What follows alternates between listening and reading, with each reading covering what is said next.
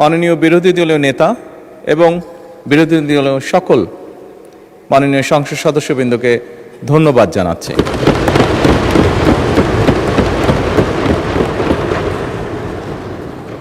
আজকে যে বিষয়টি নিয়ে আমরা এতক্ষণ এখানে আলোচনা করলাম, অবশ্যই যেই বিষয়টি একটি গুরুত্বপূর্ণ বিষয় সকলের জন্য, যে বিষয়টি বিরোধী দলীয় নেতা উপস্থাপন করেছেন এখানে। মাননীয় স্পিকার, আজকে এই মুহূর্তে আমরা যেই সংসদে দাঁড়িয়ে আছি, এই সংসদটি বহু শহীদের রক্তের উপরে প্রতিষ্ঠিত। এই সংসদটি বাংলাদেশের মানুষের আগামী দিনের ভবিষ্যৎ, সুন্দর একটি ভবিষ্যৎ কিভাবে প্রতিষ্ঠিত হবে, বাংলাদেশের মানুষের সেই আশা আকাঙ্ক্ষার উপরে প্রতিষ্ঠিত। মাননীয় স্পিকার, এবং সেজন্যই মাননীয় স্পিকার, আজকে এই সংসদে আমরা যে বিষয়টি নিয়ে মাত্র আলোচনা প্রায় শেষ প্রান্তে এসে দাঁড়িয়েছি, সেই বিষয়টি নিয়ে হয়তোবা আমাদের মধ্যে মতপার্থক্য রয়েছে, তবে নিঃসন্দেহে কেউই আমরা অস্বীকার করছি না বিষয়টি একটি অত্যন্ত গুরুত্বপূর্ণ বিষয়। এবং এই বিষয়টি শুধু মাননীয় স্পিকার শুধু বাংলাদেশের জন্য নয়, এই মুহূর্তে আমরা যদি বিশ্ব রাজনীতি, বিশ্ব পরিস্থিতি, বিশ্ব বাস্তবতা বিবেচনা করি, সমগ্র বিশ্বের জন্য এটি একটি অত্যন্ত গুরুত্বপূর্ণ বিষয়।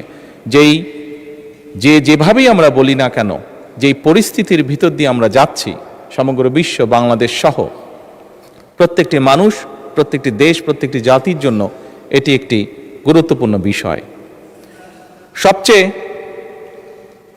ভালো যেই বিষয়টি আজকের আলোচনার, সেটি হচ্ছে, আমি মনে করি একজন রাজনৈতিক কর্মী হিসাবে আমি মনে করি যে আজকের এই সংসদের প্রত্যেকটি সংসদ সদস্য, আজকে এই সংসদে প্রত্যেকটি রাজনৈতিক দল, আমরা মনে হয় একটি জায়গায় উপনীত হয়েছি যে আমাদের আর যা কিছু ব্যাপারে মতপার্থক্য থাকুক না কেন, দেশ এবং দেশের মানুষের স্বার্থ রক্ষার ব্যাপারে আমাদের কোনো মতপার্থক্য নেই।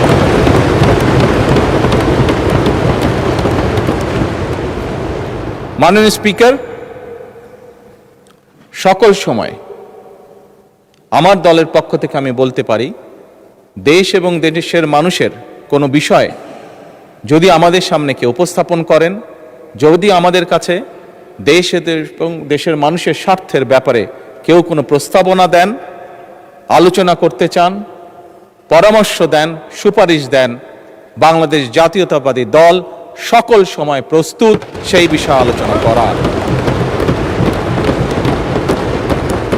সেটি আমরা যে অবস্থানেই থাকি না কেন, সকল সময় আমরা সেই প্রস্তাব গ্রহণ করতে, সেই প্রস্তাবে আলোচনা করতে আমরা রাজি আছি।